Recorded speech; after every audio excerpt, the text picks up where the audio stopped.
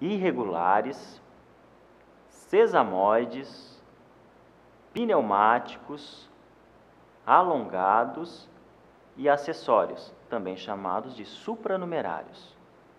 Ossos longos são aqueles em que o comprimento predomina sobre a largura e espessura e funcionam como alavancas. Como exemplo, nós temos no membro superior o húmero, o rádio, a ulna, todos os metacarpos e todas as falanges. No membro inferior, o fêmur, a tíbia, a fíbula, todos os metatarsos e todas as falanges. Só que os ossos longos, eles apresentam uma característica especial. Todo osso longo, ele tem 3 partes distintas. Um corpo e 2 extremidades, que em geral são articulares. O corpo é também chamado de diáfise e as extremidades de epífises. Epífise proximal e epífise distal. Nesse fêmur didaticamente pintado, nós observamos as 3 partes, as 3 porções de um osso longo. Em roxo, nós temos a epífise proximal, aquela epífise que fica mais próxima do plano de implantação do membro, que no caso é o cíngulo pélvico. Em vermelho, a diáfise, o corpo do osso longo. E em azul, a epífise distal, aquela epífise que fica mais afastada do plano de implantação de um membro. Ossos planos, também chamados de laminares ou chatos, são os ossos em que o comprimento e a largura predominam sobre a espessura. São exemplos de ossos planos os ossos da calvária, frontal, parietal e occipital, além do externo, da escápula e do ilho isoladamente, porque se nós pegarmos o osso do quadril como um todo, é outra classificação. Os ossos planos são constituídos por 2 camadas de osso compacto com uma camada intermediária de osso esponjoso e medula óssea. A camada esponjosa interposta nos ossos da calvária é chamada de díploe. Os ossos planos têm função de proteção e também fornecem áreas extensas para fixação muscular. Ossos irregulares são aqueles que não podem ser adequadamente incluídos em outras classificações. São ossos que variam de forma. Em ossos irregulares, não se pode determinar comprimento, largura e espessura. São constituídos, na sua maior parte, de osso esponjoso envolto de uma delgada lâmina de osso compacto. Nós temos muitos ossos irregulares no crânio.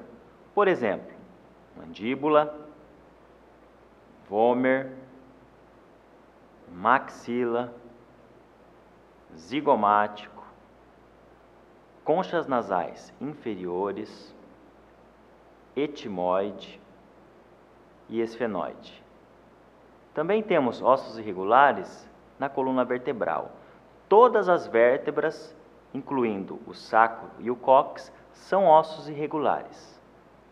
Ainda, o osso do quadril é um osso irregular. Ossos sesamoides. São ossos que se desenvolvem em alguns tendões e são encontrados nos lugares onde os tendões cruzam as extremidades dos ossos longos nos membros. Eles protegem os tendões contra o desgaste excessivo e muitas vezes modificam o ângulo dos tendões em sua passagem até as inserções musculares. Os ossos sesamoides variam em quantidade de pessoa para pessoa, exceto pela patela, que é o exemplo mais clássico de osso sesamoide, e que estão localizadas no tendão do músculo quadríceps femoral. Ossos curtos.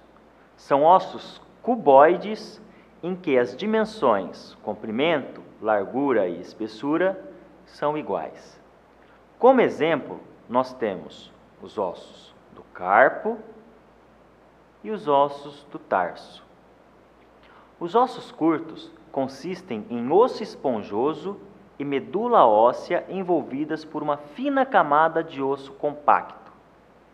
Esses ossos transferem forças de movimento. Ossos curtos são ossos cuboides em que as dimensões, comprimento, largura e espessura são equivalentes. Como exemplo, nós temos os ossos do carpo e os ossos do tarso. Os ossos curtos consistem em osso esponjoso e medula óssea envolvidos por uma fina camada de osso compacto. Esses ossos transferem força de movimento. Ossos alongados. Esses ossos apresentam todas as características de um osso longo, exceto a cavidade medular. São exemplos de ossos alongados, as costelas e a clavícula. Ossos pneumáticos. São os ossos que apresentam uma ou mais cavidades, de volume variável, revestidas de mucosa e contendo ar. Essas cavidades recebem o nome de seios. Os ossos frontal, maxila, esfenoide, etimoide e temporal são exemplos de ossos pneumáticos. Notem que esses 5 ossos do crânio que acabei de citar já foram classificados anteriormente. Isto mostra que um osso pode apresentar mais de uma classificação. Ossos acessórios, ou também chamados de supranumerários, são os ossos que não estão presentes regularmente. Tais ossos são encontrados principalmente nas mãos e nos pés. Interessante é que certas epífises não soldadas são clinicamente importantes, pois em radiografias podem ser confundidas com fraturas. Um tipo adicional de osso acessório são os ossos encontrados nas suturas do crânio, chamados de ossos suturais ou, mais antigamente, de ossos wormianos. Esses ossos se localizam dentro das suturas de determinados ossos do crânio. A quantidade de ossos suturais varia muito de pessoa para pessoa. Nós temos 200